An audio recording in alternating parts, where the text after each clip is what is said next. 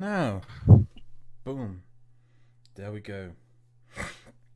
Did you by any chance, any of you two, watch yesterday's stream?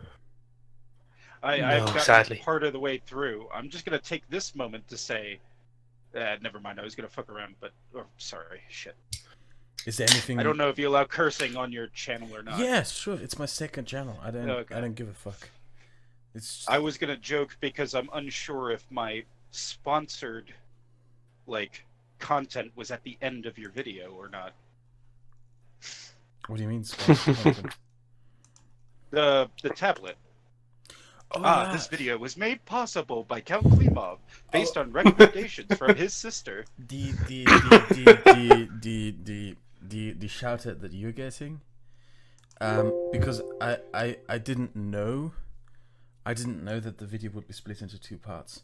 So all the Yeah, shout sure. I'll outs get and it the at end the end. credits. Yeah, exactly. It all comes. I Yeah. forgot. Like I also didn't make as much money as I usually would for the video because Yeah. I didn't show my patron, my PayPal or my patron, because I just split the video in two. Which yeah. Yeah, sure. But I was just joking because I know that this would get uploaded. Um, but I guess we could get onto the topic. Where do you want to start, Kraut? That's. Is there something that we talked about yesterday that you would like to comment on? Um, I'm trying to think of any specific thing that was said that I maybe have an issue on, or maybe a different take. What do you think of my take Uh, that the response video format is what? One of the main reasons why everything fell to shit. Absolutely, and I definitely liked that you pointed out that, say, travel back in time to early Thunderfoot and Aaron Ra. Like, I forget who your other guest was, but pointing out how this format of giving responses that were well cited and going back and forth this way over YouTube, slowly the bar for the quality that you would have to uh, you'd have to put out there was dropping bit by bit by Hmm. bit. Um, I I kind of put Sargon's departure in particular from where he was to what he is now. It kind of starts with you and internet blood sports, as far as I Mm, can see it. there we go. I don't know if we're ready yet to talk about my drama again. But do you like? I would agree with you. It was a seminal moment in everything going to shit. Like we talked about this ad nauseum. That my drama was basically the moment when people in that community had to make a choice, either side with the alt right or side against them, and most unfortunately sided with the alt right.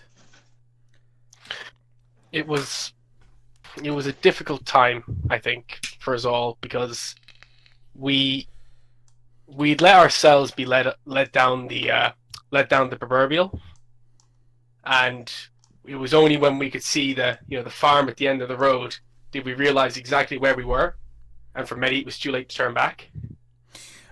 Yeah, I had the experience as well that there are a lot of people who later told me that they were sorry for what they'd done. That they were sorry for siding with the alt right. That they were sorry for believing all the bullshit that they were saying, like the doxing server nonsense and all that crap. Mm. But I have to admit, I am still far too bitter to forgive anyone. So I don't trust any people who now come around and turn around and say, I'm sorry for getting involved in this. You know, far too bitter. Yeah, You have of to keep in course. mind these people tried to frame me for rape. That's Of course. that's not something that you Yeah, just do and then walk away from as if nothing ever happened. yeah, and Yes. you might not be ready to talk about it, but I view the heat that you got for making a series of videos. You know, the Mm-hmm. alt right doesn't understand quantitative genetics and the like. With Sandre and some of your collaborations with other people, the amount of heat that you got, I imagine that Carl and people like Carl saw that, and they were like, "Oh shit, that's a lot. That's a lot of Mm. Sargon was nonsense coming my supportive of way." me. when I started. Sure. That's Right, the but really cruel once thing. He was supportive of me when I started off, and then as time went by, he became less and less supportive. I mean, I can actually speak on authority here as someone who's had a lot of personal dealings with Sargon, because I was one of the founding members of the Liberalists. Oh, dear. So I recall, I remember it because what I ran a group that Sargon is a Facebook group that Sargon is a member of to this day. Is extremely active on. It's sadly used to be a left wing group and it's not anymore. But I think very often Carl forgets that this is not the left anymore. But yeah, no. When he started that movement, I was brought in on it, and the idea was very simple. It was politics as it is not liberal enough. We need to create a movement which will truly defend freedom of speech, and it must have no baggage. But I remember the Irish Liberalists brought him to Dublin to debate Angela Nagle, who's a Marxist commentator who wrote Kill All Normies. We had him debate her in Trinity College, and on the way out, he says to me, "I'm going to join UKIP." I went, "No, don't do that, please. This is a bad idea." But well, I thought the liberalist was a bad idea from the start. I got to be honest with you. I don't know if I want to get into that for now, but I thought it was a horrible idea from the start. But the one thing I wanted to say about the alt-right videos that I made, right? Mm-hmm. I had a conversation with Sargon months before I started making videos on the alt-right, right? And I remember this conversation well because I told him back then that sooner or later we, or members of what was our community or what we consider to be our community, would have to go and tackle the alt-right. Those were my words to him. I would say, yeah, we have to do this at some point. We have to make the liberal case against the alt-right, because if we don't, someone else will come in and make the case against the alt-right. And it's funny in retrospect because he agreed with me, but then, the drama shit happened. And I was, however, right. Because when we didn't make the case against the alt-right, someone else came in and made it. Someone came in to make the Marxist case against the alt-right. And they ran with it. Sadly. Well, not necessarily sadly. It's good that they took them down. But it's disappointing from my perspective in the sense of, okay, it's good that the alt-right got thrashed, but fuck does it suck that we didn't get to make our case. That was kind of what I was referring to, was, when we were in prime position and could have dictated the narrative, we chose not to. Yes. And I still don't understand precisely what happened. Like, I gotta be honest, like, I frequently say that people were grifting, that people believe that people probably believed that there was more money and more views and more clicks to be get by siding with the alt-right. But in all honesty, I don't know. I really don't know. And nobody from those people was able to give me an honest answer. Yeah. It was, I think, again, many of us weren't thinking on that level. We weren't thinking of this as, that the alt-right when we were 2015, 2016 was just some edgy right-wingers like Milo Yiannopoulos, Mm-hmm. And it was only really kind of post-Charlottesville that people started realizing that, no, this is a far more malignant movement that we've gotten ourselves into bed with.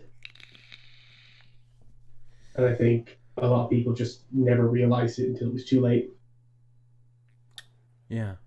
It doesn't help that people like Milo sat on what are now quite famous recordings of Richard Spencer. The fact that he pandered kind of to these showing his people. true colors. Yeah. Yeah, absolutely. It was, yeah. It was not our. The Milo thing, Krut, was quite curious because you were the first in that sort of skeptosphere to go, something's not right here. I never liked him. Why are we giving this guy I support? I never liked him. It's as simple as that. I never liked Milo Yiannopoulos. I always thought of him as a clown. I didn't think of him as dangerous or an ideologue, as some people do. I thought of him as a pathetic little clown. Someone who wanted attention. And I thought of him as ridiculous. An obvious liar. Very dishonest. I didn't want to be around him. Or anything to do with him. So, yeah. I think he's actually extremely symptomatic of the issue that was occurring at the same time, the kind of generation of argument. Well, we know now for a fact that he was one of the driving forces behind trying to get the alt-right into what we were doing. He wanted us to bundle up with these people. He wanted to use the alt-right very clearly. Yeah. I was thinking on an even simpler scale than that. The simple idea of we were all comrades in the anti-SJW crusade, but, we went from, guys like TLD or whatever, around that time, who were putting in 45-minute videos where every single thing they said was cited, to, him coming in and going, feminism is cancer. Thank you. Yeah. So Krut, I'm rather curious because we can, some of us have long enough memories to remember back. I mean, you were part of it. I wasn't. I was a casual observer, but Sargon would do these streams. It's actually how I found you to begin with. Was I think you did 2 streams with Sargon on his Sargon 3, I think. live stream channel? 3. 3? Okay. But he used to do these streams where he'd get Shu, Phil, all of these guys who were loosely assembled into a community that, came together to laugh at feminist frequency videos or whatever. So when do you put the departure from this fun group of people, largely liberal in their political outlooks, getting together and going, look at the absurdity? You mean when I departed from it, or when people departed? When it stopped being what it was? Yeah, when it stopped. So from that point, which is kind of whenever I became aware of this political community, when did it go from that, where everything was fine, people were getting along, everybody was still a liberal? When do you put the departure from that point to where we are now, where they're all Trumpistanis and like? Okay, Ansgar Odesson, who we talked to yesterday, he firmly he believes it all started with Thunderfoot and Sargon having a falling out over Brexit. Yes. So, do you concur with that? Yeah, I think it was a gradual process where, we came together initially saying we're liberals. We have various political beliefs, but we all have a common set of principles that we all adhere to, right? And that's the thing about liberalism, though. Like, if you boil things down, what liberalism is in the end is just a set of principles. But if you remove one of them, the entire damn thing collapses into itself. And I think that is what happened. We replaced an orthodoxy of principles with an orthodoxy of policies, like Sargon would bring in being pro-Brexit. And then market being pro-Brexit, which was a policy belief. It wasn't a principled belief. It was an opinion on policy, but he marketed it as liberal principle. He marketed support of Trump as a liberal principle, etc., etc. And from that moment on, it just slowly degraded. And I think that, sorry, please. I was just gonna say, or Tom, you were going to go in. Okay. sorry, I was just gonna say I think you actually pointed out something there that even I hadn't thought about myself. The idea of, declaring principle what wasn't, what was just standardized politics. But my my take was going to be that the SJW community have been, I think, plateaued around that time. I think when the movement began, I recall being No, they actually kept evolving, to be honest. Their content became better and better. They adapted to the situation. That's the reason, like, they are now more prominent than ever before. And because they are so prominent and because they have learned from all of this, nobody makes response videos to them anymore because nobody wants to do the research and the hard work. It's pathetic, to be honest. It's really pathetic. It revealed how a lot of the people who were part of our community were just cowards, really just cowardly little shits, who picked on the bedroom feminist, the 15-year-old girl or the college student who made weird little videos. I recently browsed through trans rights YouTube and LGBT YouTube, right? And I found out that, I used to believe that sphere of YouTube was dominated by people like Riley J. Dennis or Coase. It's small channels with 40k subs or 20k subs, blah, blah, blah. That's what I thought this sphere of YouTube was. And then I looked into it and I found, no, there are channels there that have hundreds of thousands of subscribers. And for some weird reason, YouTubers like Baring and Sinatra said pick on the ones with 40k subs, but they don't pick on the ones who have 200k subs or 300k subs. Why could that possibly be? Well, it's because I know this now. I didn't know it at the time, but it was really easy to take somebody like Riley Dennis and then, burn that straw man. Like posit Riley Dennis as being representative of all LGBT activism, and then which is nonsensical. Destroy that. Yeah, it's nonsensical, but it's really easy to then destroy that straw man. Meanwhile, there are liberals on YouTube who are concerned with LGBT issues, who are not coming from this sort of crypto Marxian standpoint.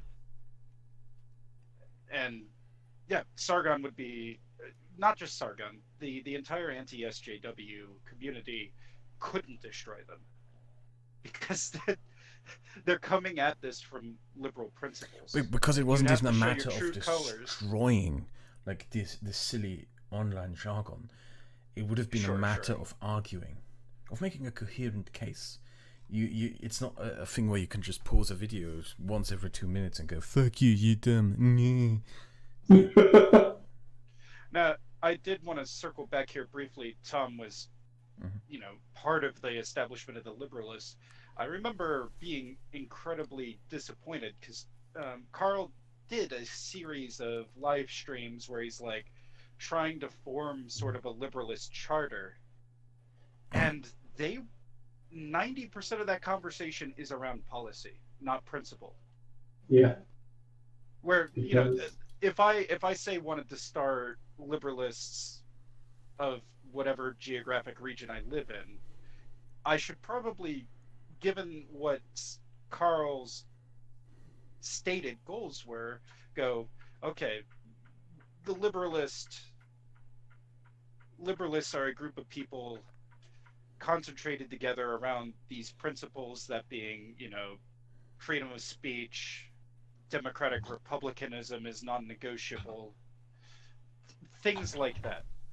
Whereas they were talking about like immigration and all of these esoterics that have nothing to do with really the principles of liberalism.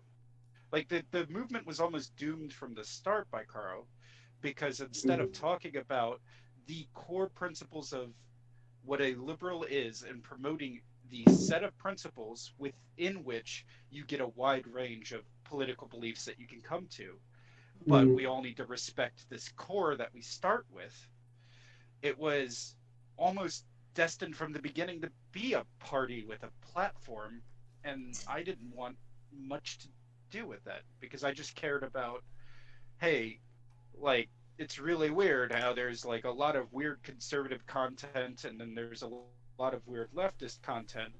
Where are the liberals at? Hmm. I remember it quite well actually for that reason. Is that when the Liberalists began, I remember really well because I got a message before the video went live from a guy. I won't name him just to.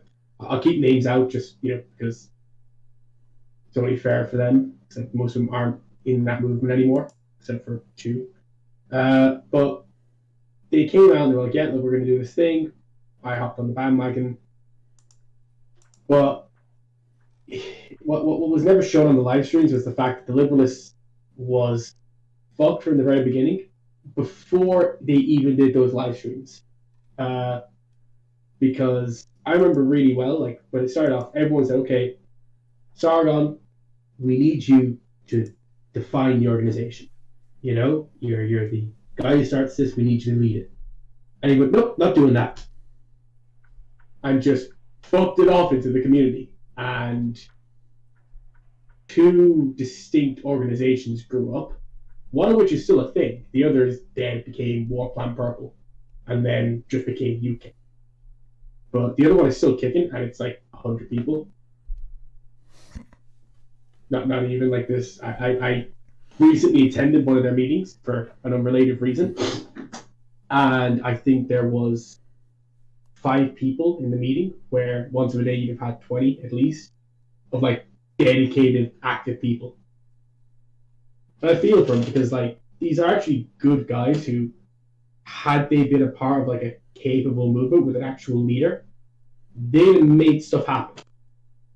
They got out into the streets, they did petitioning, they did flyers, they did all the hard groundwork that you struggle to get people on the internet to do. I'm just not okay with it because they got burned by Carl. Why even build a movement from YouTube? That's something that I have to ask.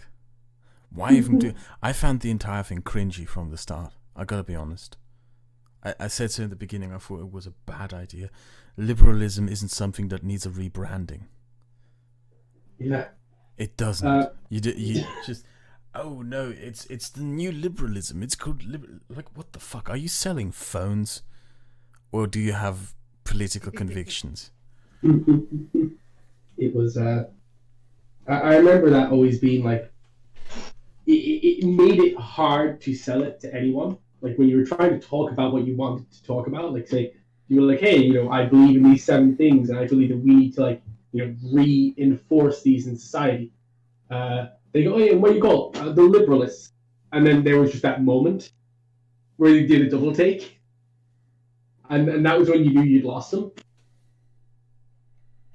But yeah, no, it was. Looking back at it, that's right. I wasn't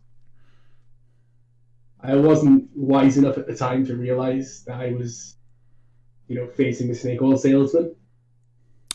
Wasn't the liberalists Sargon's idea after my drama?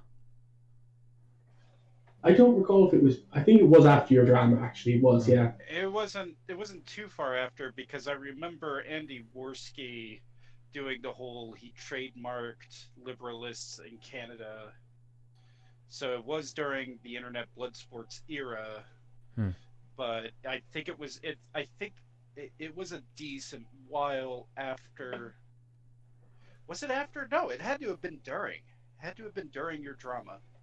I'm struggling to remember because I remember taking a brief look at internet blood sports and saying, I don't find this content enjoyable. I think it happened after. Yeah, I remember it happened after Sargon had a debate with Richard Spencer, where Richard Spencer clowned on him.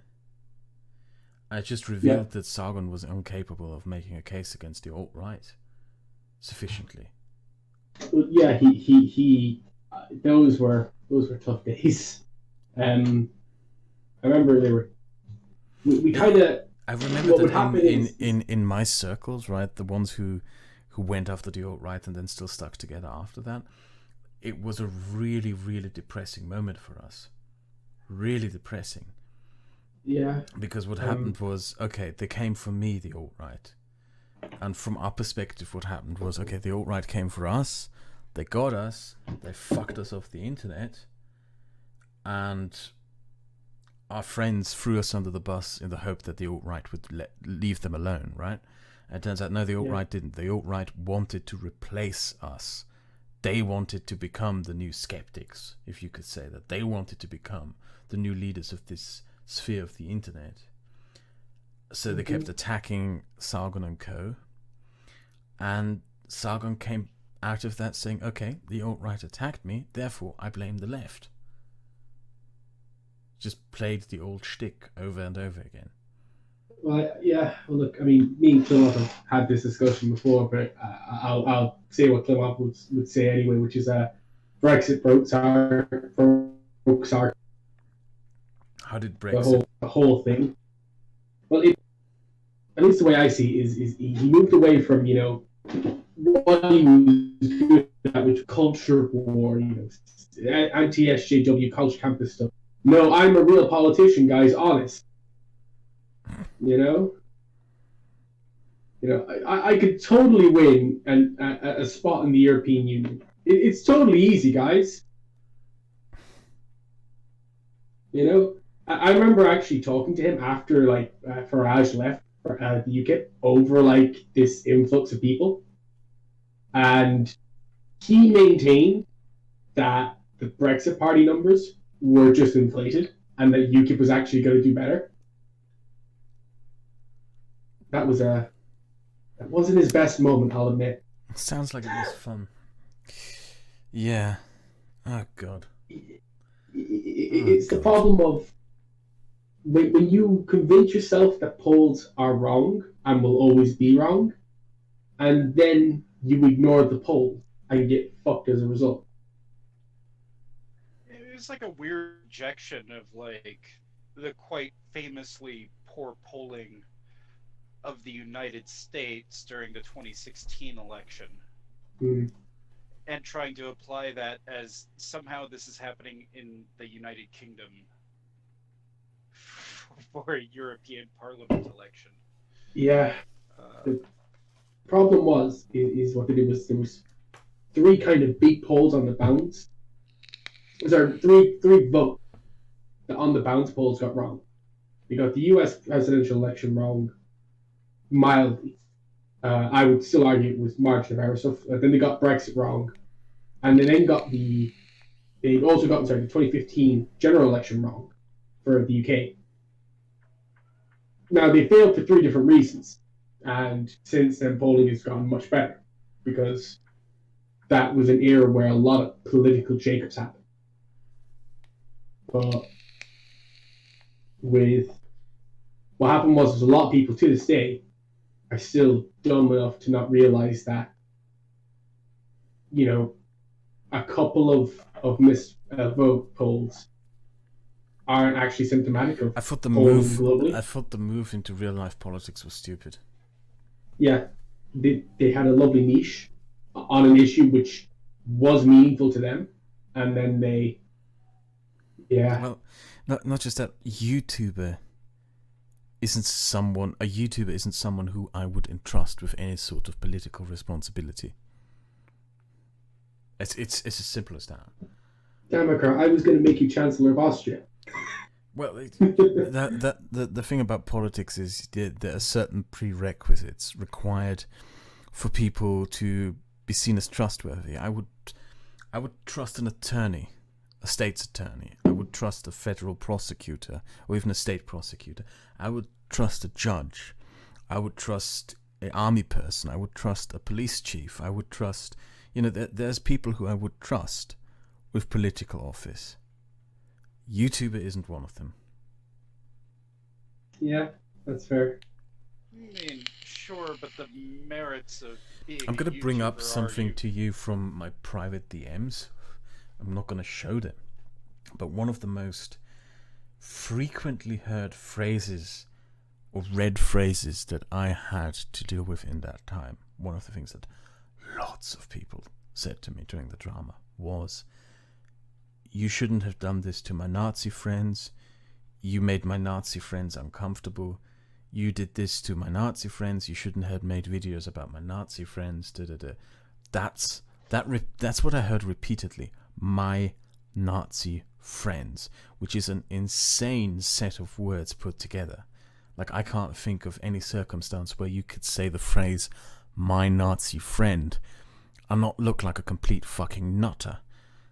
But that is, I don't. You obviously didn't have a view behind the scenes back then, but that is one of the things that people frequently told me back then. Don't do this to my Nazi friends. Leave my Nazi friends alone. And that led me to believe, to the conclusion as well, that even though, you know, at the time of my drama, these two groups were viciously fighting each other, the group that I was part of considered the alt-right not just an ally in some supposed great noble cause or whatever the fuck, but as friends almost. I probably even still consider them to be friends. Yeah, no, I remember That's how embedded it got. I mean, I think Sargon still streams with Millennial Woes, who is just a nasty, vicious little liar. Correct me if I'm wrong, but does he not equate like miscegenation to bestiality? Oh, he was one of the main people driving behind this notion that I was doxing alt-righters. It's just the entire Black Pigeon Speaks thing. Sargon throwing his weight behind Black Pigeon Speaks and all that shit. You know, to Sargon, these people are either friends or useful allies. I don't know what they are to him, but they're certainly worth throwing me overboard, apparently. I mean, what I mean, though, is I don't understand the notion of being friends with somebody like Millennial Woes when Sargon has talked about having, I can't remember exactly the island. It's an island in the Atlantic. His grandfather is apparently a man of African descent from one of the islands in the Atlantic Ocean or Caribbean. Can't remember specifically. St. Helena? What's that? St. Helena? One of those British colonies, I guess, but who yeah, one cares? of the colonies. That statement of Sargon is almost a meme at this point. Yeah, exactly. I'm not going to comment on whether or not he was maybe inflating something. I don't know. But what I do know is that if you proclaim to have this sort of African diaspora heritage, and you're the product of a union between somebody of the African diaspora and somebody of Welsh and English descent, I don't understand how you can then be friends with somebody like Millennial Woes, who says, "I would disown my children." Well, I think Sargon has it in his head. I'm not going to reveal who, but I had a conversation with another YouTuber from that circle who told me that his goal was, and his intention was, to convert Millennial Woes more precisely. I believe that this group of YouTube, right, has it in their heads that they can convert the alt-right to being part of them. And the silly thing about that is the alt-right isn't all that much people. Like the active ones on YouTube, it's maybe 10,000 people. Most people subscribe most people subscribe to alt-right YouTube channels, the big ones with like 40k subs. Right-wing conservatives who don't necessarily agree with everything being said and are just stupid and think that, oh yes, well, this is a broken clock, therefore I will still listen to it. The number of actual Nazis is really low. So I don't even see the fucking point in trying to grow an audience for that. And I guess some of the people actually believe that that is something worth pursuing for some reason. They do appear to have a moderate amount of money, like, so that they're able to fund themselves. Andrew Anglin is able to secure his living. Or there's maybe it's what another friend of mine said, someone who is very left-wing, I have to add. He believes that Sargon and Co are just stupid and incapable of arguing against the alt-right and the far right and anything that comes from the right that is negative, and therefore just want to be evasive and on good terms with these people. And I don't understand that, because it's not particularly difficult to bring up, say, whenever the bell curve comes up, when you're having a conversation with somebody who believes in various race realist things. I mean, Thomas Sowell has written a quite good takedown of the bell curve. These aren't actually that. It's not that difficult of an argument to make that scientific racism equals stupidity. I think calling them stupid would be uncharitable, but I think the rest of the point was actually quite poignant from my experience. At least personal experience, a lot of those people, from what I've seen, both on the YouTube and the Discord calls at 4 a.m. kind of end, where a lot of these people are just, I don't know how to put it in polite terms, but they aren't capable of arguing with the alt-right, because the alt-right knows exactly what it's trying to dismantle in say, an argument with Sargon, who's not the best debater to start with. And they're just laser focusing on a few simple tricks that, if you ever watch the debates where he loses, it's always the same kind of, they flip him and then they bite the soft underbelly, basically. I just figured out why we were echoing, and I just managed to remove it. So I just wanted to say to anyone listening, I'm sorry that I only just figured out why this was going on. My fault. Sorry. Oh, the whole first part of this is going to be echoey. Like doesn't matter. Doesn't matter. Tom, your microphone quality currently isn't the best, and like. Doesn't matter. Oh gosh, I can't even imagine what you sound like. Like the main point, it isn't many people who are watching this, and the main point of me doing this is I just believe it is something that has to be done. This retrospective, to just look at what went wrong. Yes. Like, I can hear that most of us are very unmotivated today, but a lot of us were more motivated yesterday, and there's just stuff that needs to be talked about, in my opinion, that needs to be brought up. Like, I've got to be honest with you, I'm struggling with the idea of whether or not I should even make political content again. If I should even give my opinion on political issues.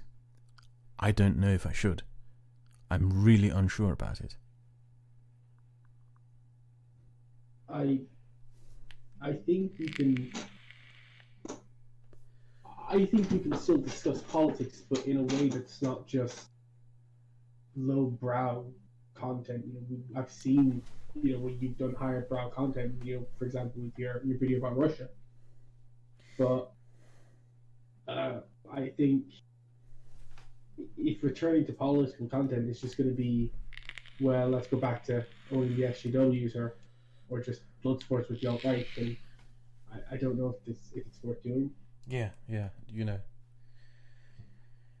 What I worry about, Crowd, is say you don't make political content anymore. Mm-hmm. It's almost handing a win to alt-right terrorism. Because I don't know what else to call what happened to you. But let's just say you decide, okay, I'm not going to make political content. I'm disaffected, and the heat was way too great the last time I did it. I'm going to tell you something out of that. I'm going to tell you something about that. I'm going to tell you something about that. The alt-right, my drama, right, they thought it was their big win. My drama, they thought that they were going to come out of this replacing people like Sargon and me. That they would be the new community on YouTube. They clearly believed that. They even posted that. Right? And yeah, they absolutely didn't. Like, the thing is, it would have been better for them to just respond to my videos, because I was only going to make 8 more videos. They could have just responded to those videos. That would have been better to them. But going into drama for the alt-right, to dive into drama like this, you see what happened. They turned into this toxic sludge. They turned into Bloodsports, this ridiculous drama shit show where everyone just hacked at each other for 1 year, where they destroyed each other, where they mangled each other. And the thing is also, I've had a lot of private conversations with content creators over the course of the last 2 years who figured out that the alt-right were full of shit. And the one big lesson that people learned out of my drama was never talk to the alt-right. Like, the alt-right lost their last bridges to other content creators with this. Nobody's ever going to stream with them again. Nobody's ever going to debate with them again because everyone thinks they're toxic. The only thing they gained out of my drama, right, were articles about how disgusting they are and Coach Red Pill. Those are the only two things they gained. Like, from their perspective, my drama was not worth it. And the reason why I'm so certain about this is because they, the very people who claimed that I was doxing people, etc., etc., they were the first ones to slip into my DMs when my channel recovered, asking if they could make videos with me again. Wow. Like, pathetic. Really, the best thing that came out of all of this, for us, was, okay, they burned themselves, but really the big revelation for us wasn't how shitty the alt-right was. It was how shitty our own friends were. Well, yeah, I mean, I guess that's to a lot of benefit for many people, because I remember so after the Sargon debate with Richard Spencer, you had, like, I'm not throwing shade or bombs, but like slightly lower tier YouTubers like Arch Warhammer decide, okay, I'm going to debate the alt-right because Sargon maybe didn't do the best job. And so, like, Arch Warhammer, who's not, really that big of a content creator, he started having people calling, like, his father in Norway and stuff. Oh yeah, that's what they did. That's the other thing. People know now that this is what the alt-right does. People know now that if you make videos, if you criticize the alt-right in any way, they will dox you, they will frame you for shit that you didn't do, they will falsely report you to the police, they will go after your kids. I had a conversation with a German dude who made videos on the alt-right in German, right, about generation identity. He had pictures sent to him of the school visited by his 9-year-old daughter. You see, this is what the alt-right does, and people know that now, and that's really bad optics for them, to be known to be this really nasty, disgusting group of people. But that's their lot now, and they can't escape that now, and that is a big positive. Their reaction to my videos, in the end, ruined them.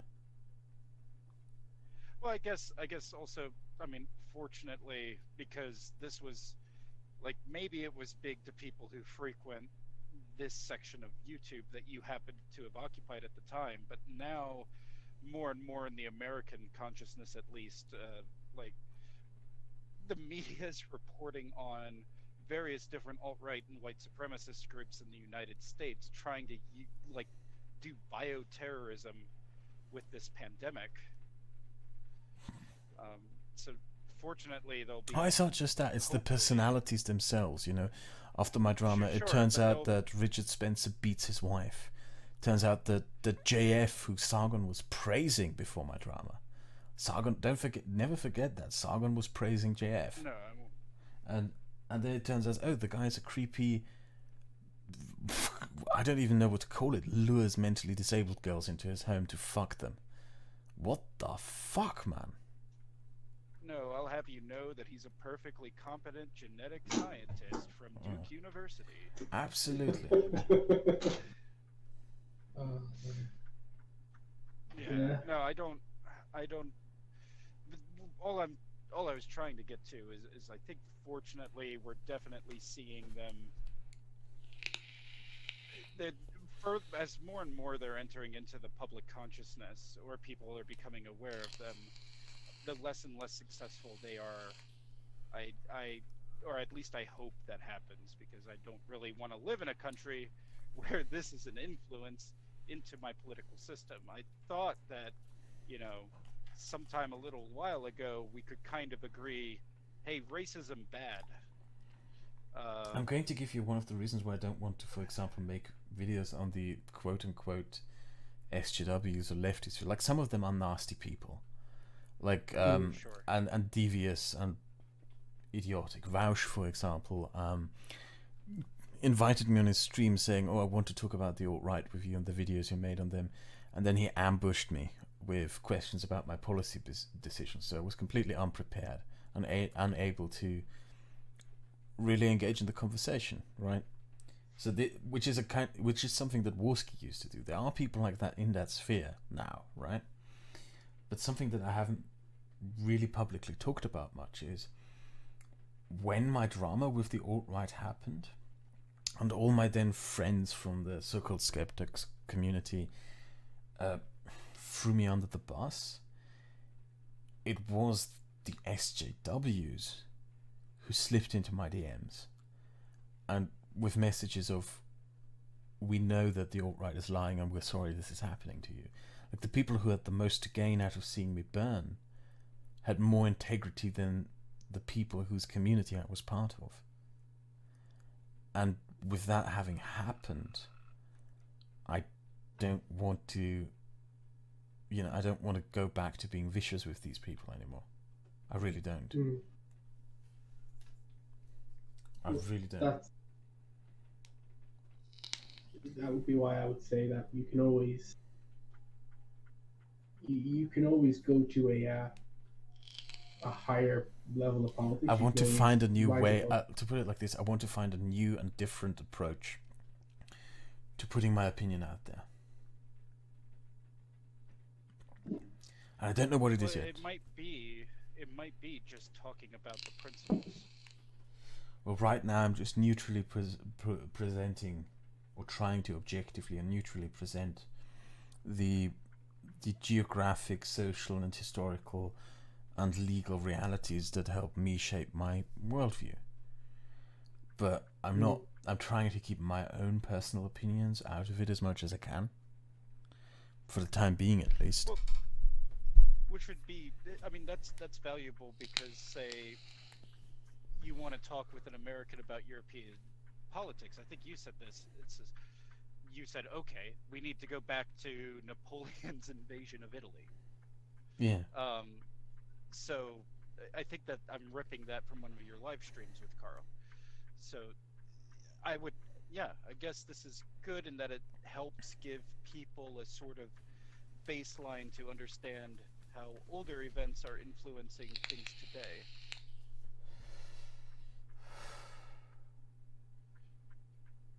This is a lot harder than I thought it would be, talking about all of this.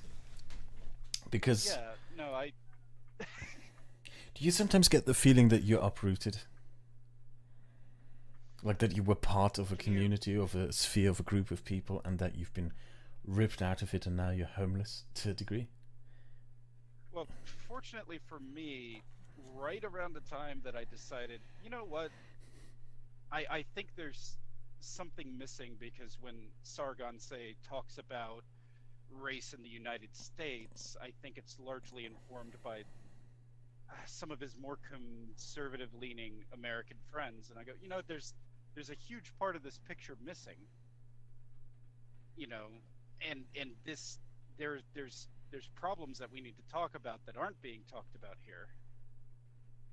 And right as I was getting ready to make that jump to go, okay, I'm going to open a different YouTube channel, and I'm going to start actually, I'm going to record my thoughts and put videos out. That's whenever you got chased off the internet. And I was like, "Whoop, no thank you. Nope. This is not for me. Don't need this happening." So, I mean, I don't, that's probably affects you far more than it affects me. I'm just disappointed at the lack of liberal content on YouTube, the lack of people talking about these sort of issues from a principled liberal standpoint. The fact that everything now is either right-wing gibberish or a Marxist analysis. That's basically YouTube the now. problem with, like Sargon says, the problem with the black community is they're not pulling themselves up by their own bootstraps, and that is the only possible solution to this. there's no such thing as like institutional racism or something. I mean, surely there's a middle ground between, you know, racism as a spook and, you know, like weird crypto Marxist redistribution of wealth along racial lines. Like surely there is a liberal position that sits in between there, and we can't have that conversation in the current environment. That's kind of where I'm upset. Is Well, I mostly hope whenever that it I can comes to the help. politics of my own country. I hope I can help Yeah. build the space for that. Like Sure, one of the and, people who I'm really looking forward to talking to on these podcasts that we're recording now is LSP. LSP has a different approach to this than to us.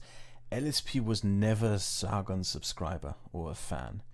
He more or less came out of the SJW sphere and never liked Sargon, but also then increasingly turned away from the SJWs because it was only Marxist analysis, and he isn't a Marxist. You know, you're completely right in that there is a longing for something like that. There are people who want to see that, who want to hear liberal opinions and discuss liberal principle with people in a group on the internet. But where would I even start if I wanted to build something like that? What video? Should I just start commenting on current political events from a liberal perspective? Like the one thing I talked with Marikon about this, his big suggestion, which I really like, is to make a long through video series explaining what liberalism is. Well, it seems that I accidentally agree with Maricone about this, because that was kind of a little bit my suggestion a little bit earlier, which is let's talk about the principles. Yeah, but he's even more autistic than me. He wants me to read like dozens of books and shit to get it done. But yeah. Well, Maricone is one of the most well-read men that I've had the pleasure of talking to, and it was surprising. You know, you know where he's from. He knows the American Revolution inside and out. Yeah, he's very well educated. Yes. Interesting way you could begin your transition into that political sphere. If that was the case, you could make a video or two about the history of liberalism. Well, I think I'm going to announce on my main channel first that political opinionated videos will be uploaded to my second channel. If you're here for that, go there. I'm not going to post my opinion on my first channel anymore. I would suggest having a channel other than this one, the Ball Pit Therapist. Why? For that. Because it's silly? Silly name. Is it a silly name? Yeah, I don't think that I'm going to be able to, like, say, send a channel called the Ball Pit Therapist to my friends and family and say, hey, check out this channel, because it's also stuff like this being up there, just random. You've got to. I haven't looked at your second channel in a little while. So you think I should just use the Ball Pit Therapist for just bullshit, for just shit and giggles? Well, yeah, I mean, yeah, that's a good idea. One thing that I like about Sargon is that he ended up developing that format of where he had the new Me Media, which is just where he puts random stuff, and then he's got his live stream channel, and then he's got his main channel. He also had it's okay to have a bunch of different channels. We had long discussions about what I should name my YouTube channel. And the names I came up with, I think the other ones, you wouldn't like them either. The Marxist, Sargonist, Individualist Collective was one of them. Goodness. The Gunted Truth. Yeah, see, none of that stuff is really going to be the place that I think people are going to want to tune in. Yeah, well, I don't like. I thought about this. If I'm going to make political content, I'm going to do it under my real name. I thought about just making a Joseph Lancaster channel. I'm going to heavily advise against that for obvious reasons. All right. Well, I don't know, because like his name's out there. Yeah. Everybody knows that Crout and Tea is Joseph Lancaster. I mean, Yes, but at the Kraut same time, himself has made, like, Kraut's made his own Twitter at one point when he had one. Maybe he has one again, I don't know. I can't keep track of that. But he was just on Twitter as Joseph Lancaster. I mean, that's all fair, and I'm not saying that that isn't the case, but very often, I don't know. If you throw your name out there so openly, it can often invite unwanted attention, which Yeah, for true. people who may have not put the basic effort in to find out. I almost named the second channel Cunt.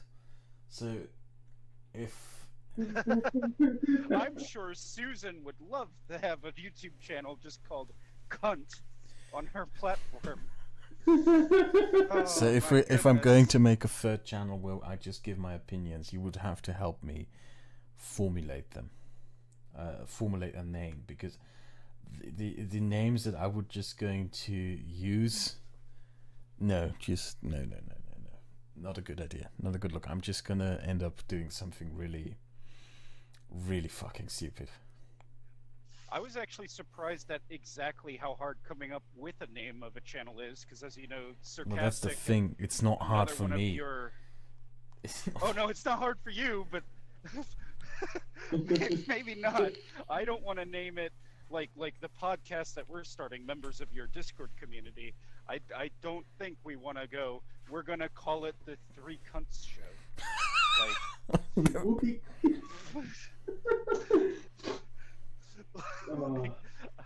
I don't think that was ever on the list. We did have some memey ones come up, but I was actually surprised at how hard it is. to Oh, come I'm up just with looking through the a, list. Another name that I name. considered was the doxing server. Oh goodness. Ooh. That almost won out in the vote with the people I who mean, voted. you could just call it something to the effect of, Coach Red Pill's wife's, pool cleaner. There's another one here. Aiden Paladin's creepy boyfriend. I want nothing to do with any. Oh goodness, no, no. Coach Red Pill's homosexual lover. Oh, that guy. Jesus fucking Christ. Coach Red Pill's KGB contact. I'm gonna tell you something that a lot of people don't know. Do you know how I found out about Coach Red Pill's existence? Go on. No. Okay, I'm going to look forward to hearing your reaction. Sargon sent me Coach Red Pill videos in September 2017, saying, "Those are some interesting videos. He seems to be a nice guy. Tell me what you think of him. You should really watch his videos. They're really good." And that's how this entire story started. I watched Coach Red Pill's videos. I was like, this is kind of bullshit. I googled the company at the end of his videos and found out, yeah, he's a fraud. So that's this entire thing of Sargon saying that I always knew that Coach Red Pill was a fraud is not true. It's not true. Wait. Are you No, trying to tell me? Are you trying to tell me, in good conscience, that Sargon may have been wrong? Mm-hmm. Well, I never. Yeah, no, that's just a little detail. No, that's Ooh, quite I've got one. amazing. Alt-right HQ. Alt-right HQ would be a good name, yeah. I don't like any of this. The silver one.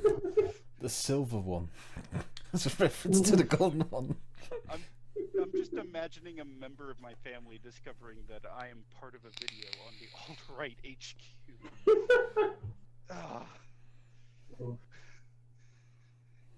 I should have renamed Kraut to I Draw Balls, which is what I called my Twitter account. I Draw Balls. That's not bad. Yeah, super fun. I mean, that's kind of what you do now, and I do enjoy this. You know how anti-SJW YouTube genuinely started with a group of left-leaning people who just made videos because they were sick and tired of being bullied around for nonsensical reasons. Well, and it's kind of sad that that's missing, because that's what it was. It was, hey, here's a little bit of a liberal pushback against the excesses of, newer feminists. Well, And that's the thing. There's kind of nothing. not there. Is there something to push back against for a liberal right now? Because the main going back to the conversation that I had with Sargon all these fucking years ago, where I told him sooner or later we have to make the case in the alt-right, because if we don't, someone else will. And that's the thing. The pushback against the alt-right was done by the far left, by LeftTube, and good for them. They did it successfully, and they won out big in it. And we failed to do it. Well, I didn't fail to do it. I'm gonna underline this. I did my duty. But all my friends failed to do their duty miserably. Another interesting. I shouldn't really say that. I don't point- really think that they did their duty. It's just like, they could have just as well done nothing and just left me making videos against the alt-right. But they didn't. They sided with them, Tacitly, yes. Another interesting point of departure for you and them was when the shit happened with Russian Deadpool. Oh yeah, I went and you remember what happened with me then? Yeah, no, well, I remember, because I was tuned into the stream that Sargon did, going, oh no, they're doing this. You came in, you saw that they were talking about what had happened with Russian Deadpool, and then you got out. I came back later and told them that we shouldn't have been doing this, if you remember. I still got shit for jumping on, and rightfully so. That was really stupid and inappropriate. Yeah.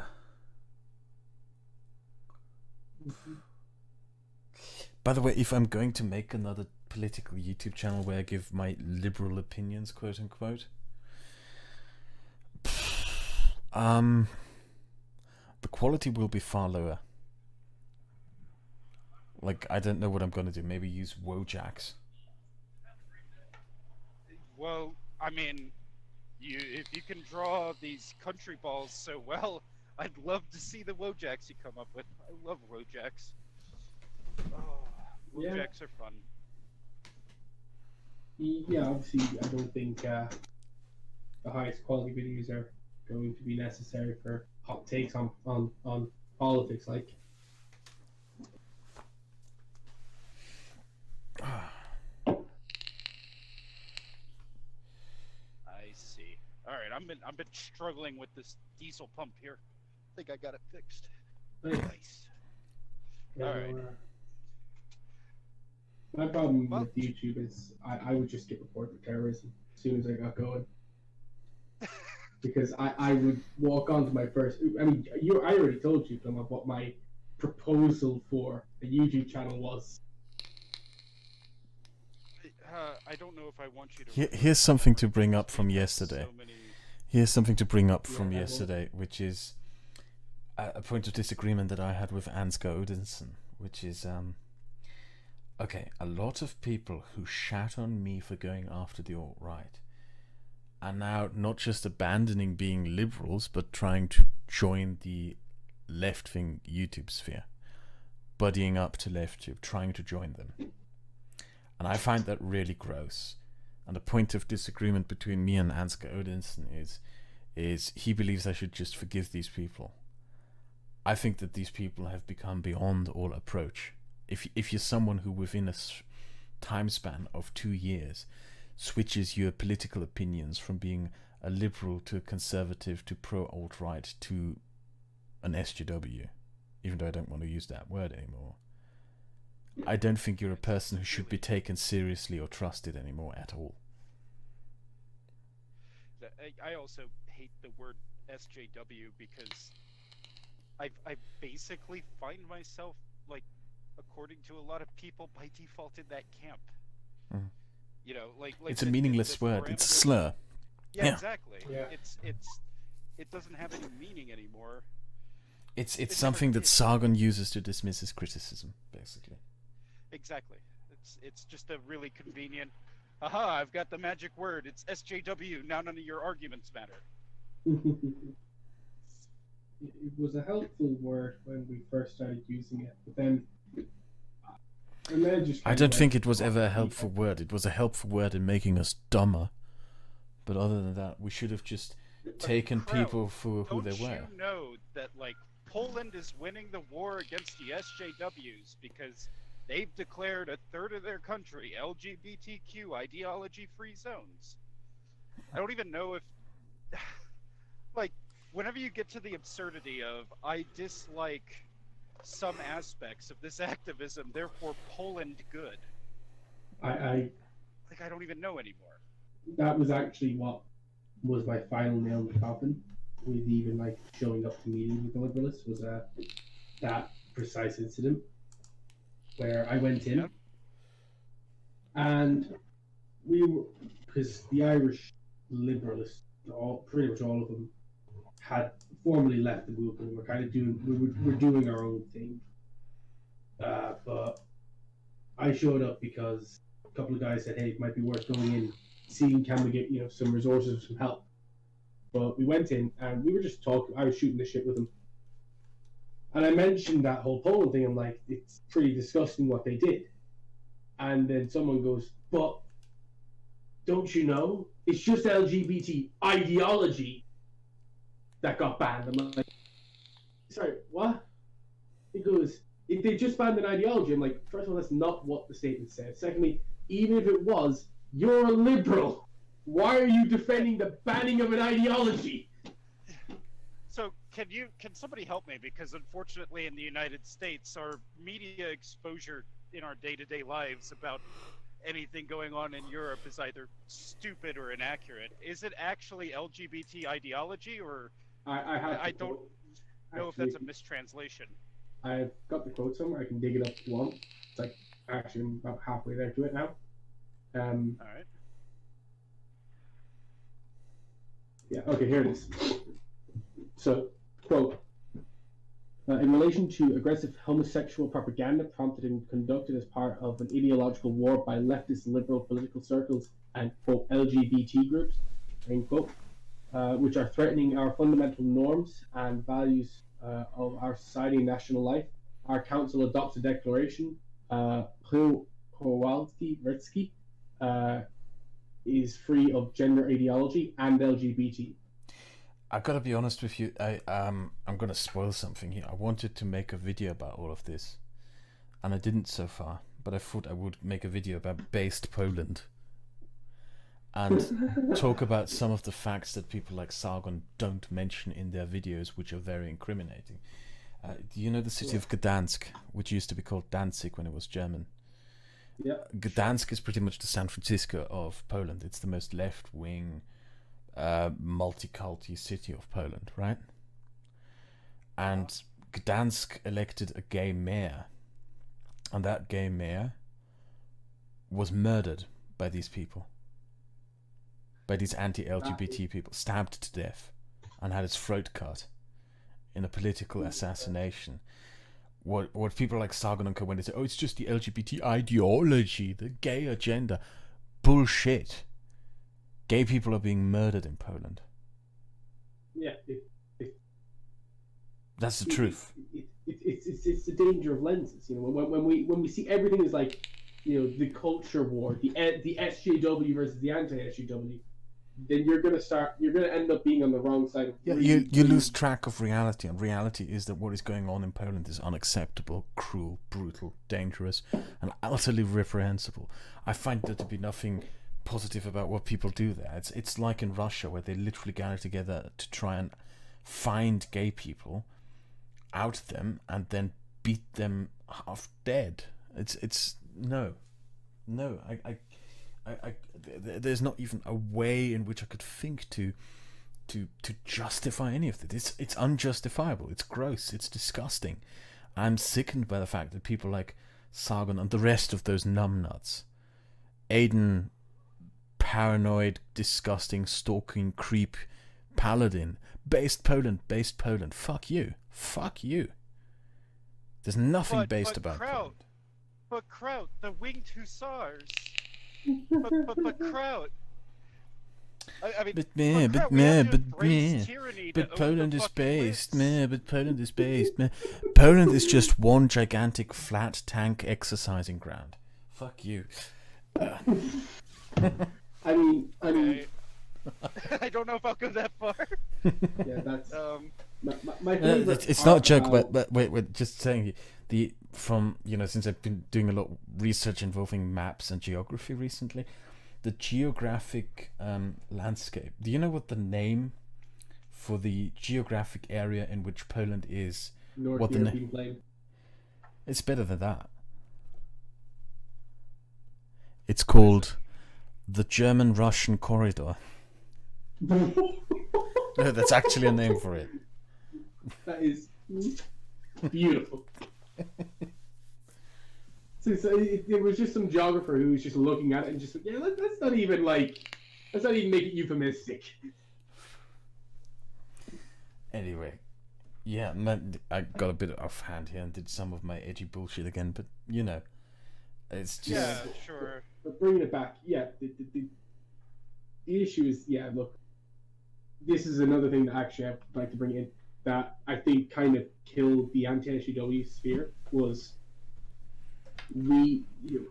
politics on YouTube got more serious as politics in real life got more serious. Like in 2010 to 2015, I remember like kind of TJ Kerr, the Amazing Atheist, kind of when I started getting into like quote unquote political YouTube, but like so around like kind of 2010, 2012, that kind of period of time. From then to like 2016, with maybe one crisis I can think of, there was no like major political... we all kind of lied to ourselves as well. Like I remember having live stream debates with millennial ways, and one of the things he would consistently repeat was, "You will find that we have more in common than you may think." Like there was a desire for people to find common ground in order to manipulate people.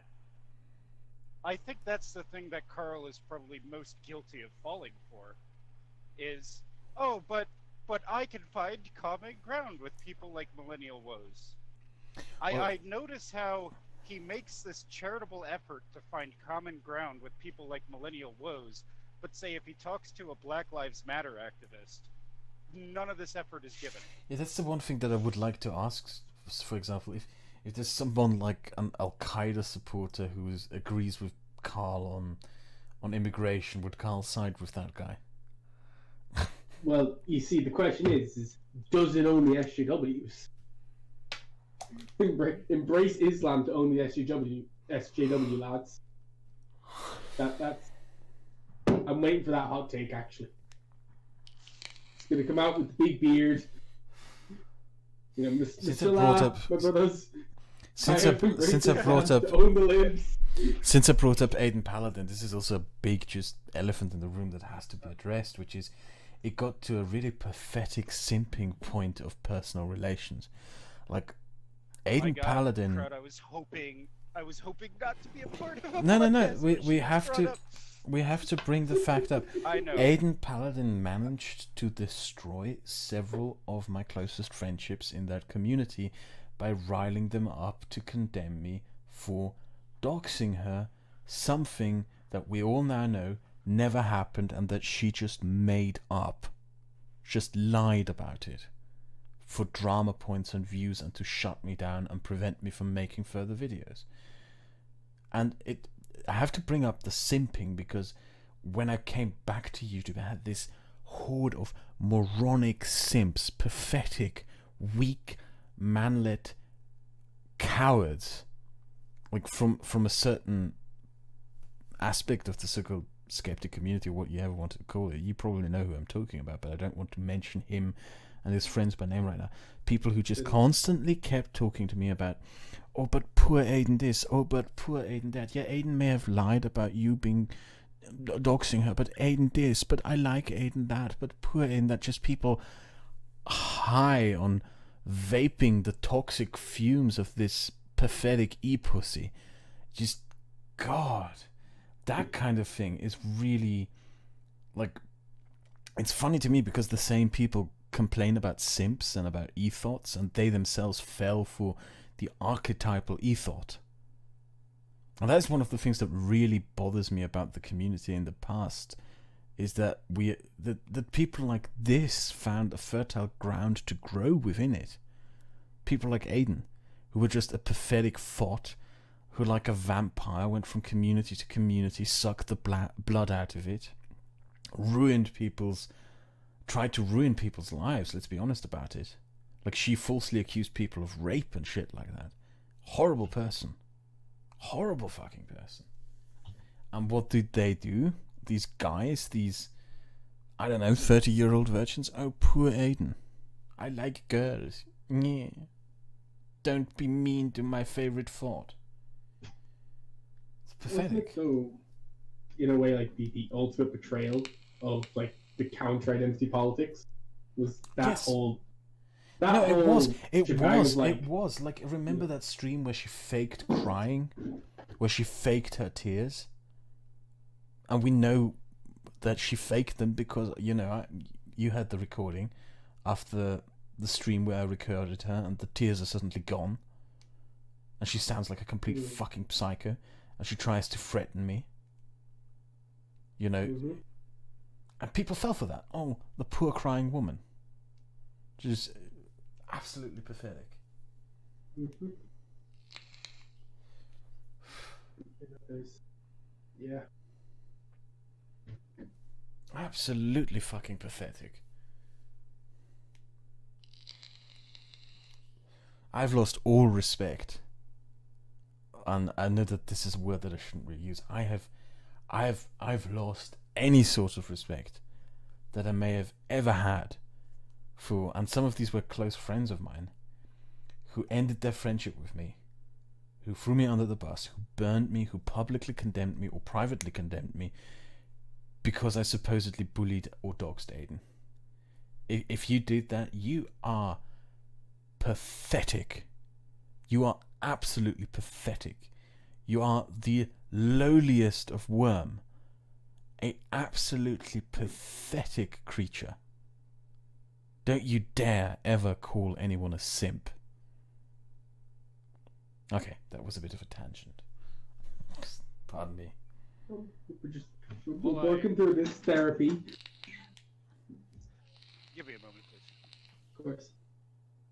No problem. Yeah, no, look, I mean, it was a bigger thing altogether, though, in a way. Like, it wasn't just, wasn't even just her, but it was, you know, it was a recurring theme of the anti-HW community. It's like, you know, yes, I clearly, you know, reject identity politics. And I can say that because I'm a black man, or I'm a gay man, or I'm a woman. Yeah, no, you're absolutely right. Even though they claimed to be rejecting identity politics, they ended up playing the exact same games. Over and over and over and over again. Yeah, I had to step out of the truck for a moment and go into a truck stop. I think the only thing that I want to add to the portion of the conversation that was around Aiden is, Kraut, you can still expect to hear from my attorney for cringe-related injuries. Whenever I listen to that conversation that you had with her, where she's like, let me be your internet therapist. Let me help you, Kraut. And she's drunk off her ass. Yeah, and the fake tears Goodness. and everything That around hurt it. me so much. I just joined. Hey, If I can leave, I'm assuming from the context you're talking about Aiden. Am I wrong? we brought it up, yeah. You're welcome to join this conversation. Okay, then I understood that correctly. With No, I was just bringing up, like, we were going, like, Gallard and Co. went straight through the jugular and wanted to talk about my drama and everything that happened as a result of that. And it's just, I think, Excuse me, what? You sure that is wise right now, or whatever? I don't care. There's not many people, like, at best. I'm drunk and I just beat my entire family at risk. First time playing it. The Australian strategy, it always works. Okay. So, if Welcome. we're getting drunk, Australian. why not get more alcohol? Oh well. Yeah, we were I don't want to just distract you too much because No, I you're just- welcome. I You're just welcome. You're Oh. welcome. Also, Crowd, I'll ask you later about this, but I got messaged by one of your patrons. He wants to eventually join one of the later live streams, but he didn't want to be rude and intrude. But I'll message you the details later. If you're listening right now, you're always welcome to join. Like, if you want to I know. join one of these and talk about these, just Message me. Discord. You don't bother Crowd. Just message me. I'll tell it to him. Okay. I'll weed out the people if that's fine by you, Crowd. Because I think we should only let people in that are actually veterans on your server or something, or patrons or anything. Oh, who knows? Maybe Maybe. I think that commitment is required. Okay. But you can disagree. No, it's fine. Okay. I think veterans or Patreon or in any of the other servers is fine. I think that's fine. Yeah. Yep. Cool.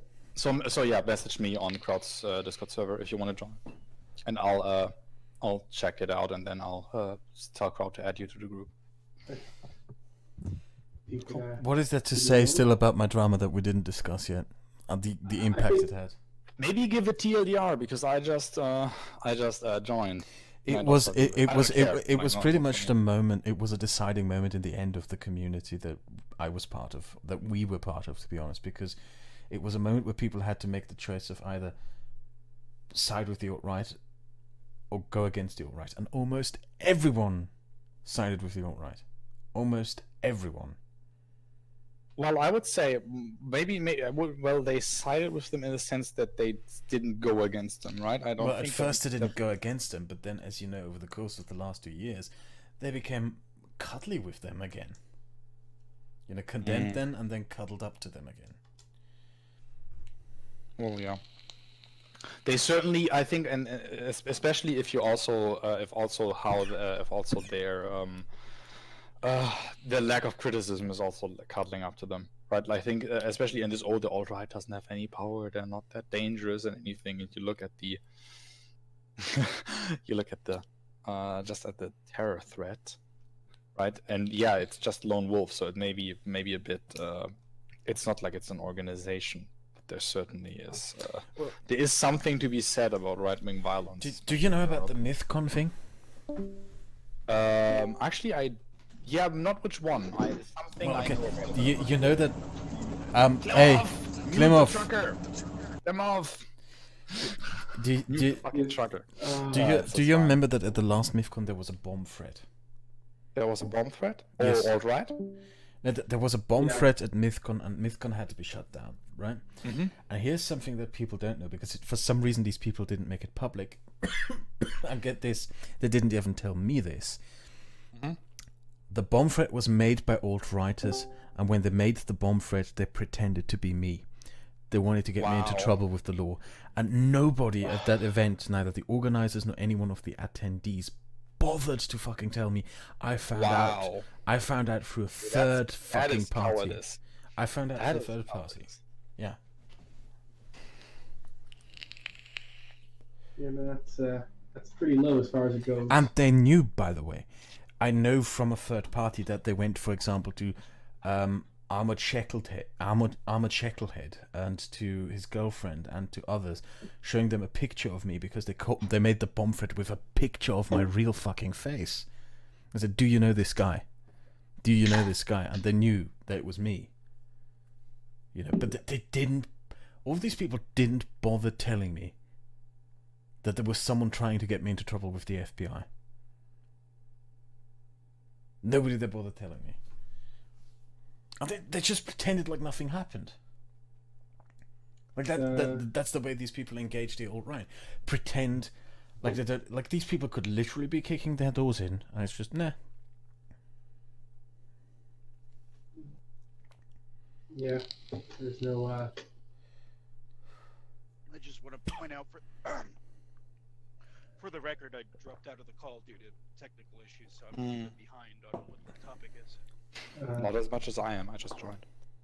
Yeah, no. The only thing that you've missed one of is the conversation was about what happened at MidCon, and just a bit of it was a bit of a recap. Oh, you mean the place where like Jeff Holiday and everybody else was like, yes, we are actually a community. That was something else. Oh my god, I'm so happy I never got involved with the Kekistan thing. That was so.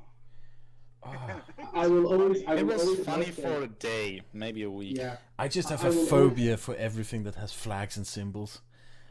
Yeah, look, like, I will always stand that song, but the rest of it was terrible. You mean Shadowley? Which one? Take a look at my Shadowley was nice. Definitely a good song. take a look Yeah. at my tolerant swastika. That's just, Oh Jesus! But you see, Kraut. Well, I was trying to do my Jordan Peterson. Jordan Peterson has ranted on and on and on about Kekistan. I'm gonna talk in my Q&A video why I, can't I stand think he Jordan Peterson. overvalued it, right? I think he was, oh cool, there's this whole mythical thing, and they actually, no, they don't care. Yeah. I think he underestimated the fucking nihilism in that culture. Oh yeah, And I wouldn't say he rambled on. Like, how many times did he talk about it? Once or twice, and it was more about the frog symbolism, right? He found it, and to be honest, it would have been funny, but then it became, Well, now it's even more funny. an act for corrupting I symbols. went on the Joe Rogan podcast to talk to him about Kekistan. He did talk about Kekistan with Joe Rogan. Do you remember when Gunt came out of prison and started getting involved in this drama bullshit, right? In his Gunty ways, and the first reaction that Sargon had to the Gunt was to try to get the Gunt to join him. Instead of shitting on the Gunt and confronting the Gunt, no, it's I need Gunt. Let's be friends with Gunt instead of just telling the Gunt to fuck off. You gotta be friends with the guy who, when Vaush asks, "Hey, are Nazis bad? Why are you pushing me into the corner? Now I'm going to say a racial epithet. Also, dox your girlfriend." Yes, be friends with that guy. Yeah, I brought it up because the Gunt thing is very emblematic of how Sargon responds to any kind of far right bullshit. It's join me, or you are not a liberalist like myself. Just join me, fellow lump of flesh. It's just... But you see, we all want to beat the SJWs.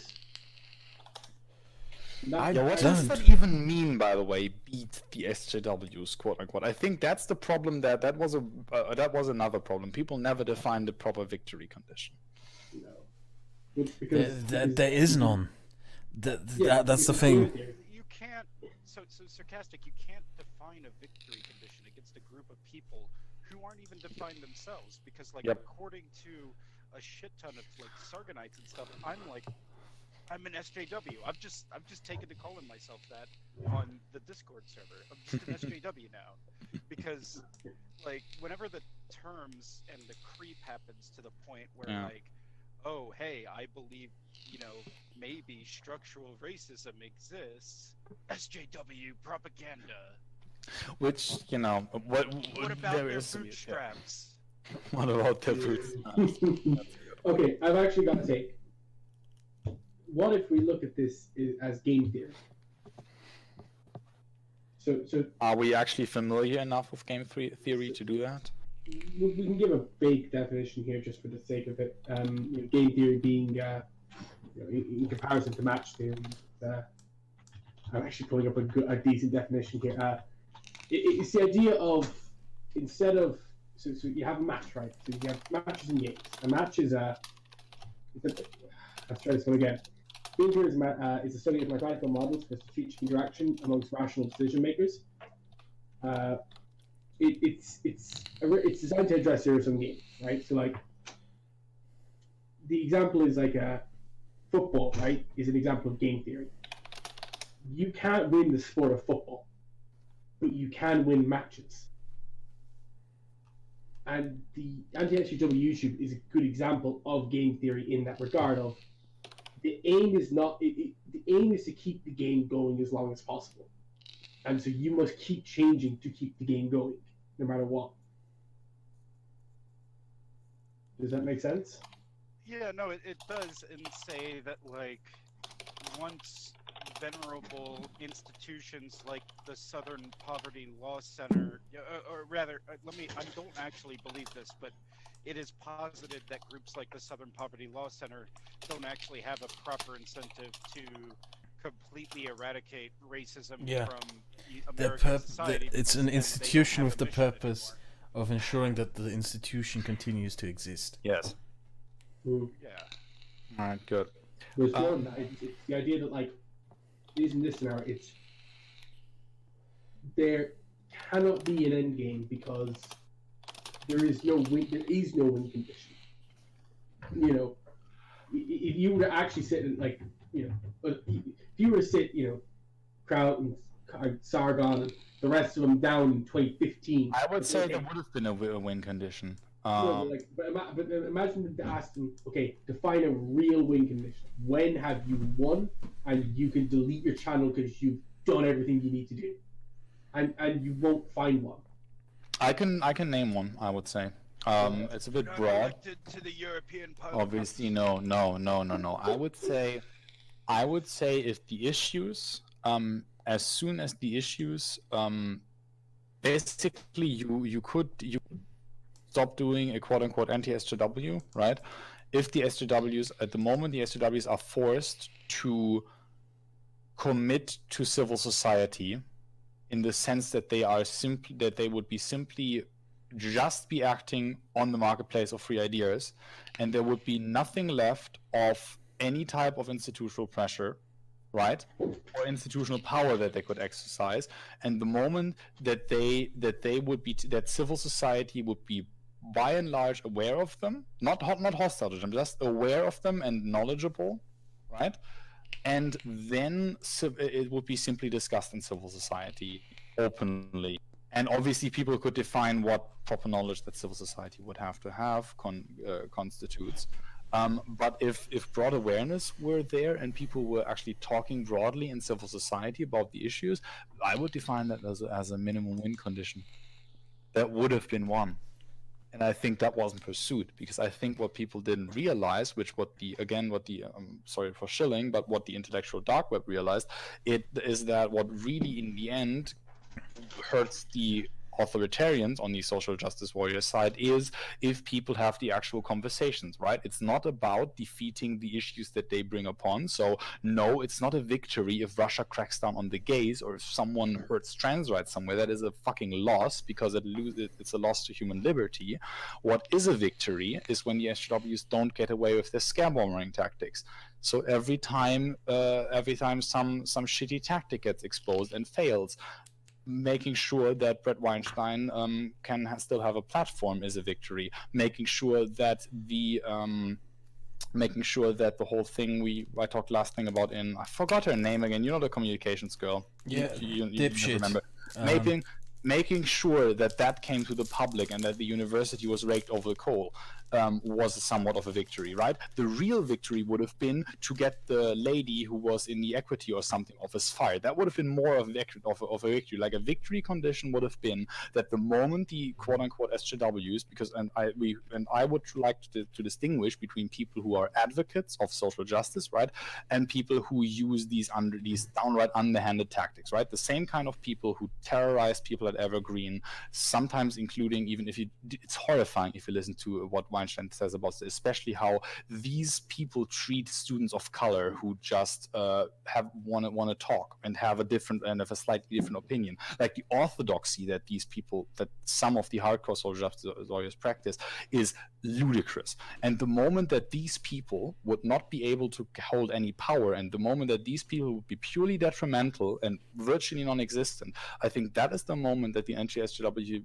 community could have, if they had pursued that, claimed the victory, because it's not actually a problem if the reasonable social justice advocates still have a place in society. It would have been a win condition if the skeptics had forced them to use honest tactics.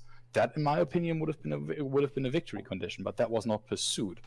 No, but the problem is that if that ever happened, they'd have to shut down their channel and then Patreon Well, no, not really. They could still participate in the conversation, but it would just change. But you actually made my point there, because I said that is the point where they could shut down the channel. You said they would have to in that sense. Yeah, the moment where all the social justice warriors are just social justice advocates, right? The moment they have to leave the battlefield and come to the negotiating table of civil society, that would be the moment. The moment the leftists start condemning the Antifa tactics to such a degree that these people just stop, that would have been a victory condition.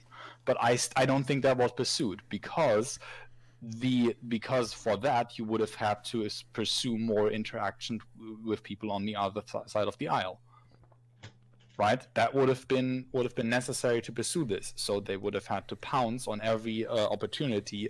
Oh yeah, we actually want to talk with people on the other side, and we want to show that we want to have a reasonable conversation and not get pwned SJW based Eastern Europe. While Poland is basically destroying its own court system. Fucking ridiculous. We were actually discussing that earlier on, actually. But based Poland. Yeah, no, this whole based thing would have had to go. You know who's even more based? But You know who's even more based? I know. I know some Arabs who hit them. Exactly. Look at all those SJWs getting owned by beheading.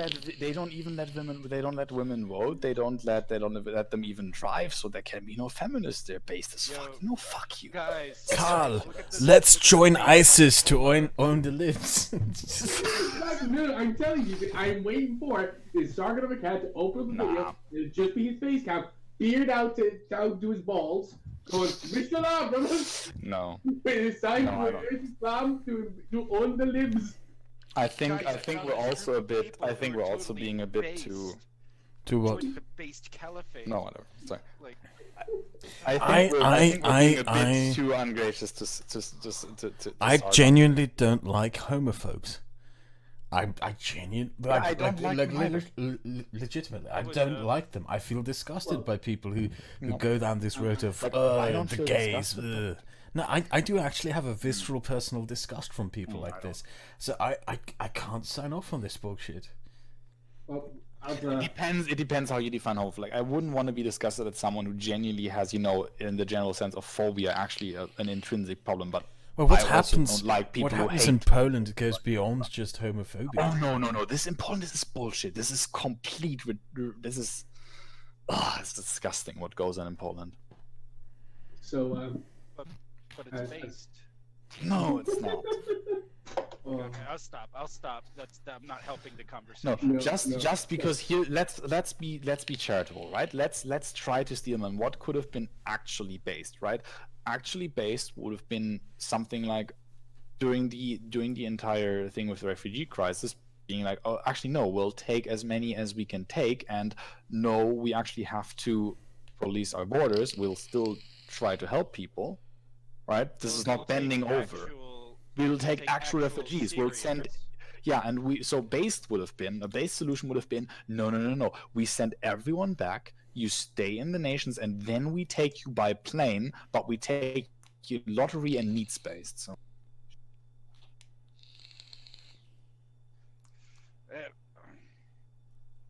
Anyway, I still like the idea of starting the based caliphate. I think ISIS had an image problem. If they just made videos like, oh look, we're totally based. We're cutting the head off this gay dude. Based anti-LGBT ideology. They would have more traction. Well, they didn't behead the gays. They stoned them to death and threw them off roofs. Seriously, let's not talk about fucking ISIS. That's just depressing. Yeah. No, Let's talk about Carl. That is so much not depressing at all. Let's talk about a much more wholesome topic. Let's talk about how Turkey's doing it instead. No. But I don't like the thing is, you know that they briefly brought up my drama in the stream that they did yesterday, and then they immediately Sargon went on a stream yesterday. They briefly brought up my drama, and then they were like, "No, let's not talk about that because it's boring." Yeah, it's boring. Yeah, it makes you look bad. Yeah, but do you think it's too late? By the way, let's just say hypothetically. Let's just say if Sargon had changed of heart tomorrow and was like, "Oh yeah, maybe." No. I think it is too late. Look, it's like, For me, it is. For you. No, no, I for genuinely, right still. I am genuinely upset at several of these people. Some of these people did some really, like, I'm not just talking about the alt-right here, who we know did nasty things. You know, doxed my family, harassed my family. But people in Sargon's community, in Sargon's direct inner circle, harassed my ex-girlfriend, were involved in the attempt to have me framed for rape, hung around with the people who framed me, hung around with the people who tried to get me framed for rape and all this shit. Palled around with these people, never confronted them on any of this. Deliberately decided to throw me under the bus in favor of far-right dipshits like Black Pigeon Speaks. And then there's a lot of other shit that went on. The one of the really annoying things for me was the simping for Aiden. That really pissed me off. Like, you know, at one point it just became really obvious that Aiden had lied. That nobody ever doxed Aiden. It became very obvious at one point that lied. And when it became obvious, the thing these people kept telling to me is they still kept fucking defending her. They still kept like, oh, she's just a poor girl, she doesn't know what she's doing, blah blah blah. And like after all of this, like I literally had this delusion continuing for almost an entire year, where I was like, these people are fine, these people are my friends, I'm not going to shit on them. Like for an entire fucking year, a year and a half actually, I kept defending them. I kept being nice to them. And they treated me like shit. They treated me like absolute shit. I even followed their advice on many an occasion. And it's not even a political thing anymore. It's a personal thing. Fuck these people. After what they've done to me on a personal level, not on a level of disagreement. I don't want anything to do with you anymore. I think Wasn't my question, but I'll... Sarcastic. Yeah, I think what Sarcastic was trying to ask is, like your personal problems with Carl aside, is it too late? Oh yeah, not saying that you need to be ever. Let me put you this. Let me put this to you. Once Trump is out of office, Sargon will have a problem, and Tim Pool will have a problem. What will they do? That's when they will have to make the next political move. They can continue defending Trump for now, but once Trump is out of office, I don't know what they're going to do. Attack Biden. No, but you know the worst thing that I've noticed anti-SJW is doing lately with Tim Pool is claiming that he's objective. I've had to deal with that recently. I've complained about this a lot, but like a lot of anti-SJWs have created their own news media, basically. You know, men like Tim Pool, and will only use them and go, see, because he's reporting on it, it has to be true, and we don't trust the BBC because that's fake news. Yeah, that is a problem. In people certainly have created their own bubble, right? Like I can fully sympathize with people that there are enough reasons to be somewhat distrustful of the BBC, but to completely discount them is like this is this problem of this modern age. You can't trust anybody, but you also can discount almost nobody.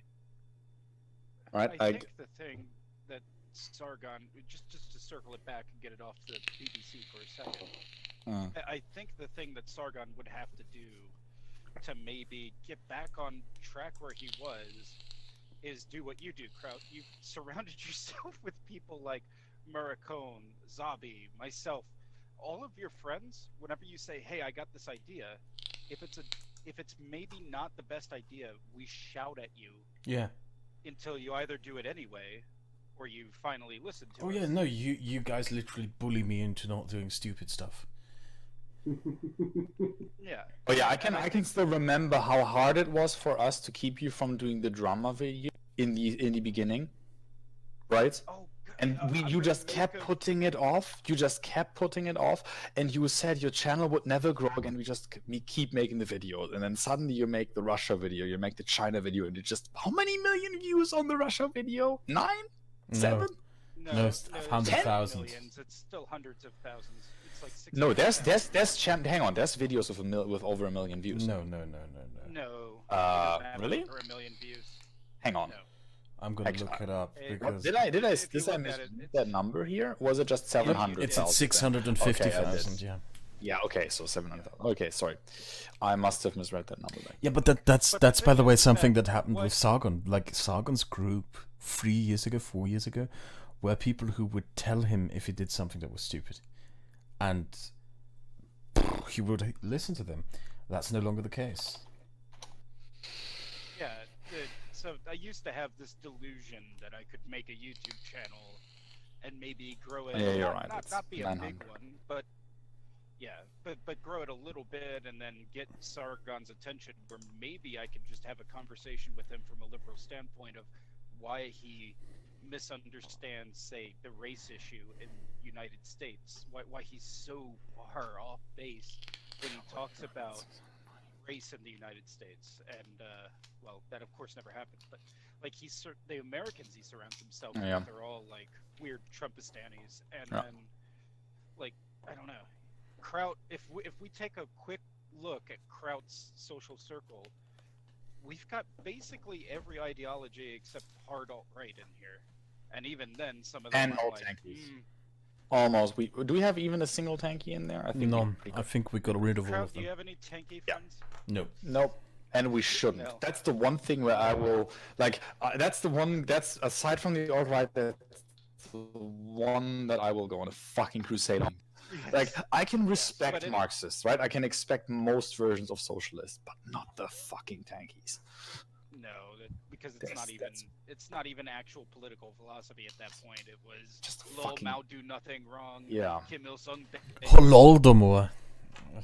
Yeah, Mocholodomo. Like anyone who Yeah, who so- has to deny a fucking genocide to justify their ideology Yeah. is just discount these assholes.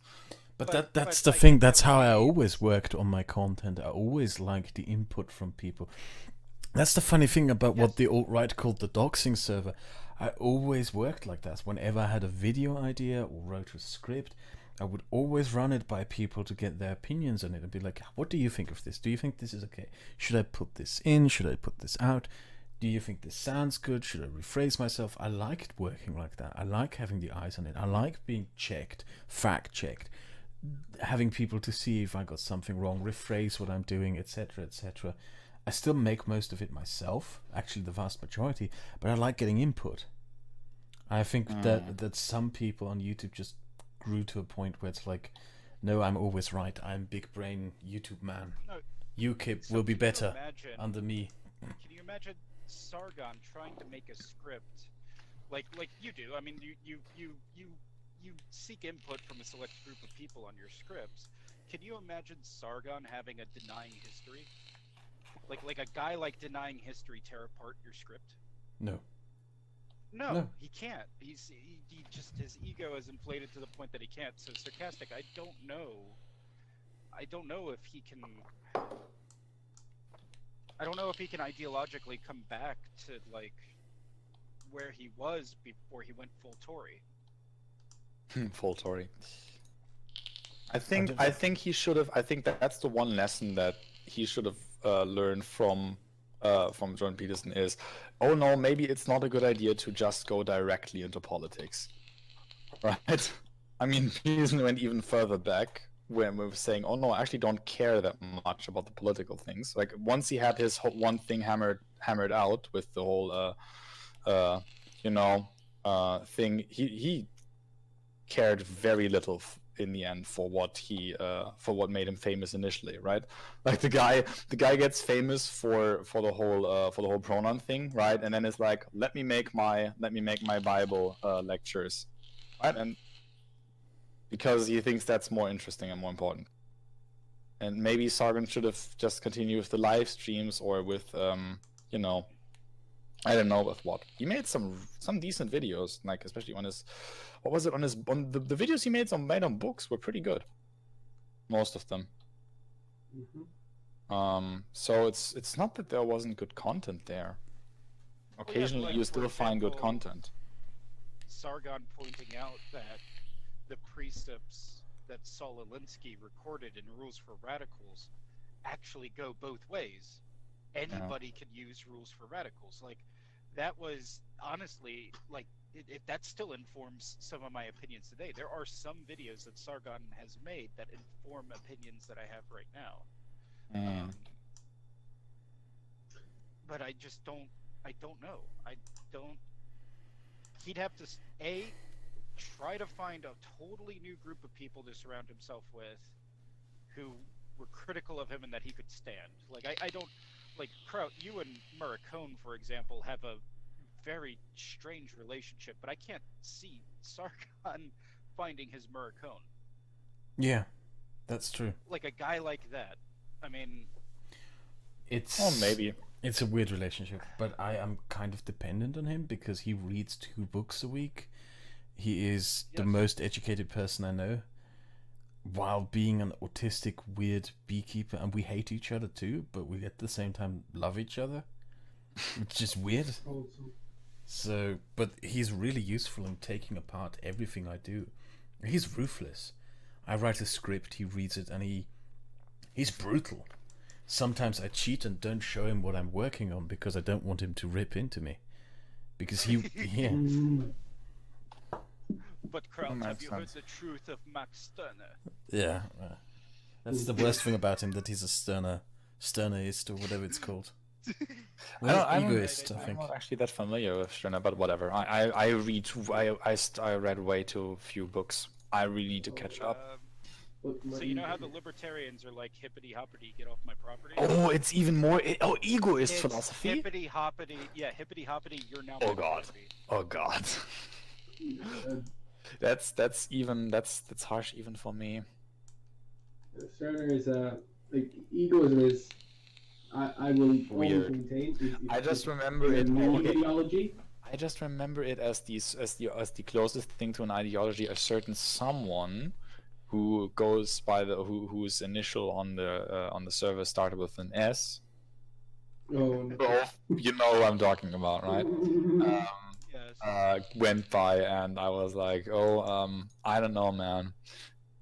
Maybe something a little less. No, Klimov, because I got blackmail on you, you had an obligation to be nice to me.